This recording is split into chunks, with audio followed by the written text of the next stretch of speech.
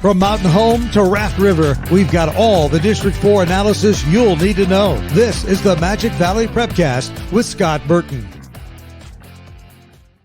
That's right. It's another edition of the Magic Valley Prepcast on IdahoSports.com, where we are breaking down everything going on in District 4 each and every week, rain or shine, in sickness and in health. And I emphasize the sickness part because the shrouded figure you see on your screen if you're watching the video stream of this Prepcast on the IdahoSports.com YouTube channel or Facebook page, that is Scott Burton. But Scotty, you're not feeling too hotty. I'm not feeling very hotty at all. Oh, that has been a struggle today. I don't know what the deal is. If I got a little slight case of the Rona, I have no idea. Yeah. I'm sure you cannot catch the Rona from watching this podcast. Let's be clear. No matter what you may be told, you're safe. Yeah, it's super contagious. I had it a couple of weeks ago, and I was a weakling. I took the week off. Here you are, Scott, fighting through it. So we appreciate it. Dang right. You'd expect nothing less from Bravo team, my friend. No doubt. You sent me a text this morning, and you said, I think I have the crud. And I see, we know what that means because we're actually from the West. That's how you test people, right? We have all of these out-of-state people moving into our great state of Idaho, and that's the test. If they know what the crud is, then they're legit. If they don't, they're probably from somewhere else. Well, and if you would have rushed to my house with a thing of fry sauce, then you would have been in the club, man, because then you would have gotten it all. No doubt. So we're gonna whip through things pretty quickly this week because Scott's not feeling well, and I have something in the oven that's going to be done in 20 minutes. So I can see where our podcast ranks this week. Yeah, dinner first, then the podcast. So, okay, let's talk about boys basketball. The big matchup we talked about in the Great Basin Conference Class 4A was this battle between Minico and Mountain Home, because those are the two teams that are really fighting for the second position behind Jerome. And that happened last week. And Scott, you had been touting Minico for a couple of weeks now, and Minico came through and delivered in a big win. Well, they did. It was their fourth win in a row.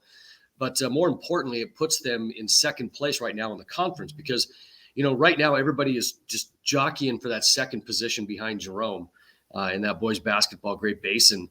And, a couple of days ago, the Jerome boys got a huge win on the road at Burley. And that was the team that was starting to emerge as the second best team behind Jerome. And they gave Jerome everything they could handle. Well, so here comes this game with Minico and Mountain Home, and the implications of it are pretty important. And like I said, fourth win in a row for Mountain Home. It puts them into second in the conference, but it wasn't easy. Mountain Home came ready to play. Mountain Home's a great team. Coach Bethel does a fantastic job with what he's got, and what he has is a kid and his son that can score. And Brandon had 17 of the 34 points. So, I mean, he had half of their points, so they came ready to play. And the turning point actually in this game was in the second quarter, where defensively Minico, now this is the thing you have to understand about Minico boys basketball, is that they are defensive minded.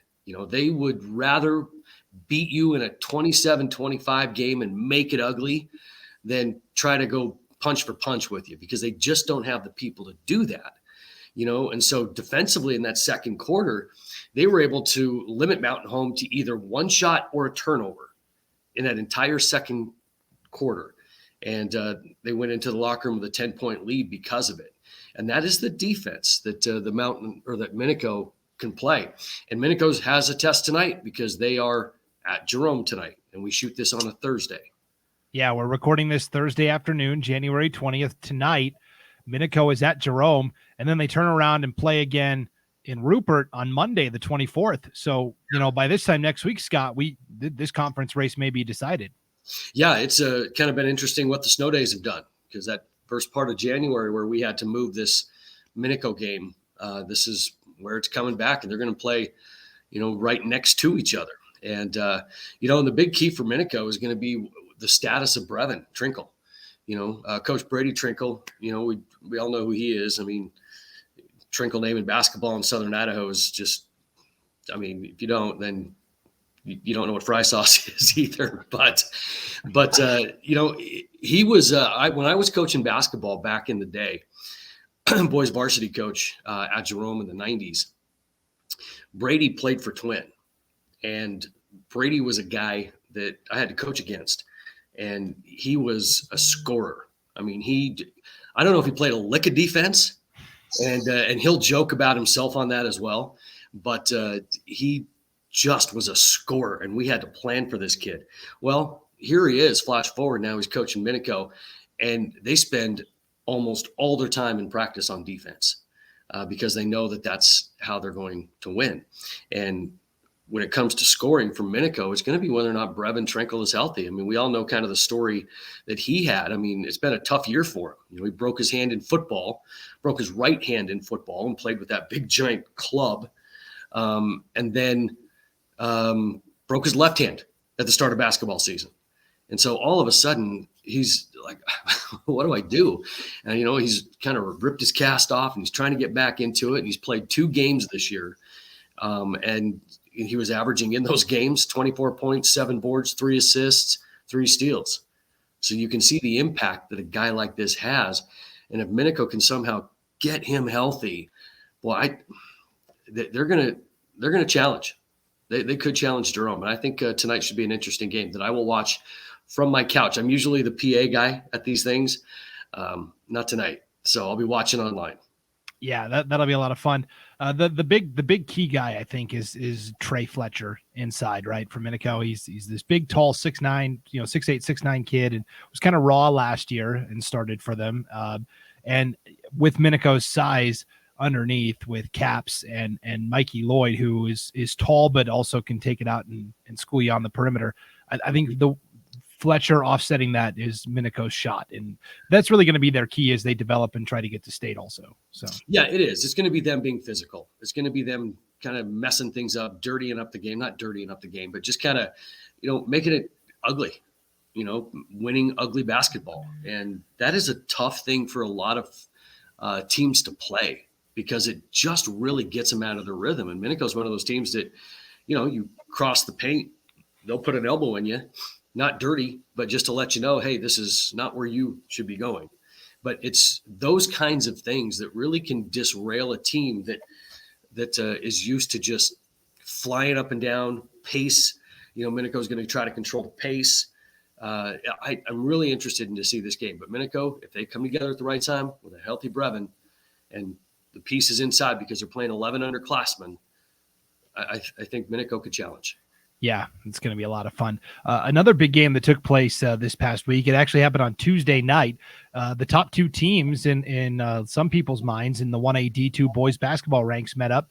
Camas County hosted Dietrich, and Camas County, not the fact that they won surprised me, but by the margin, 74-57, as they really turned back Dietrich.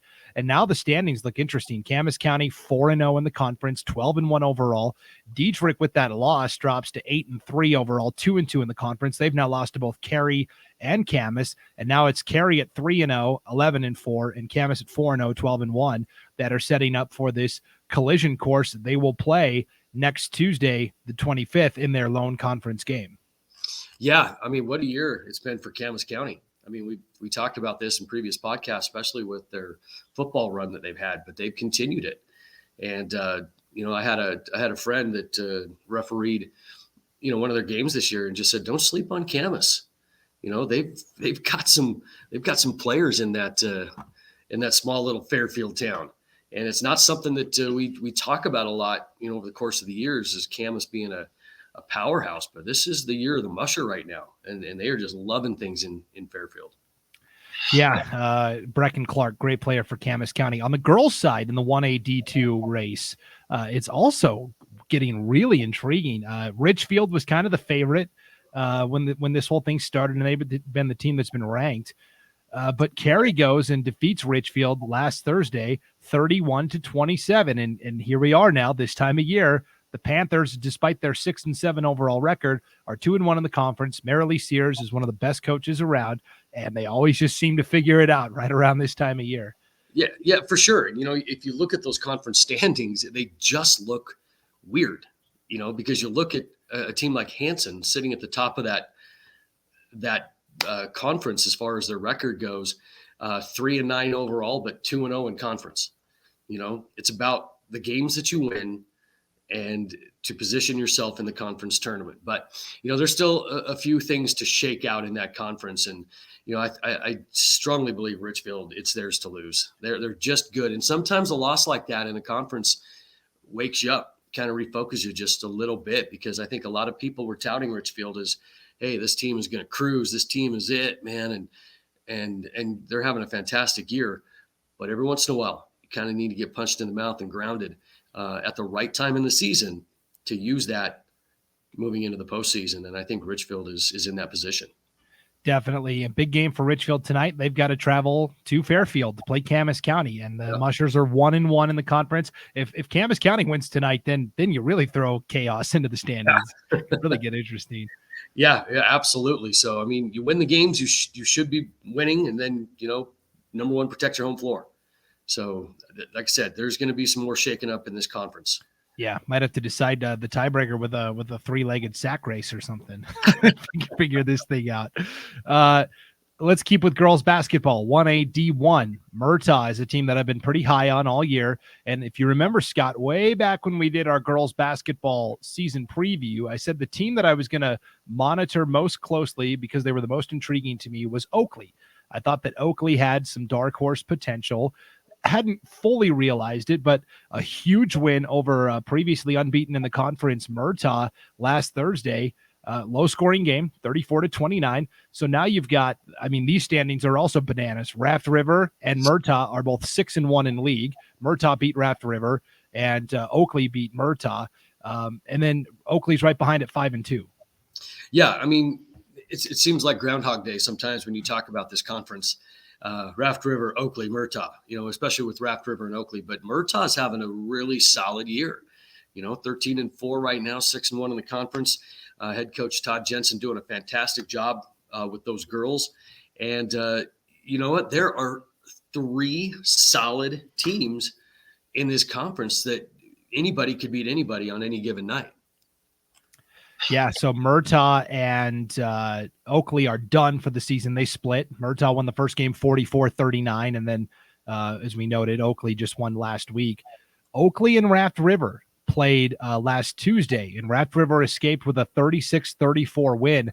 They will meet in the regular season finale January 27th. That will be a fun game to watch. Yeah, it will, and Murtaugh and Raft River play tonight. Yeah. So, you talk about the final few games of the season. Yeah, it's going to be a lot of fun watching these teams battle it out, because right now all these games mean everything. And we're going to be hosting. Jerome High School is going to be hosting the 1A D1 boys and girls basketball tournaments. So those that are interested in following all this, it's going to be played at Jerome, and I believe the girls tournament kicks off January 31st. But all of this, most all of it's going to be taking place at Jerome High School. That's awesome. That's a great venue for that. That's going to be a lot of fun to watch those teams duke it out for sure. And like you said, Raft River and Murtaugh meeting up tonight in what should be a pretty big matchup. So Murtaugh, they lose the conference game to Oakley, but then they turn around and play on Saturday in a non-conference game against, I would say, one of their peers in terms of leaders of their conference. They played Notice from over in District 3. And this is a Notice team that came in 11-1, and they left 11-2, losing for just the second time this year, as Murtaugh setting themselves up with it. And this was a big win, 55-34. So I think that speaks of the strength of District 4 versus maybe not so strong in District 3. Well, yeah, and you look at the only loss that Notice had. It was the first game of the year against Ambrose. And in a game that they ended up getting revenge the second time they played, beat them by 13. But, Murtaugh, for them, it was going to be, how do you respond from a loss that you really wanted and needed to have, against an opponent that really is not, what did that game mean other than a little bit of pride sometimes, right? But boy, did they respond in a big way. And so sometimes you get a win like that and it just puts you right back on track. The loss that you had doesn't matter anymore, because now you're refocused and you're ready for district tournament. It's like the hangover that these teams have after big losses and emotional losses. You just never know how long it's going to hang with them. And so knowing Coach Jensen, not surprised that he got the ship righted right away and they're back on it. Yeah, and that's a game that'll give them some confidence going, because Notice is a team that's kind of running away with their district. Like they will be at state. So, I mean, that's a team they could see again down the road. So, yeah, it'd be a lot of fun. All right, well, that's kind of a quick whip around of what's going on. We kind of just hit some of the bigger things, and we'll maybe dive into a little more detail when Scott's back on the mend. But zip up that hoodie. Stay nice and warm, Scott. Bring me some fry sauce, Brandon. Well, it'll be there in about 3 hours, so I'll do my best. So yeah, you rest up, and hopefully we'll see you back here again next week to break down some more exciting hoops and wrestling action. You got it. Thanks, Brandon. Appreciate it. All right. Thanks for tuning in to the Magic Valley Prepcast. For Scott Burton, I'm Brandon Baney. We'll see you back here next week on Idaho Sports.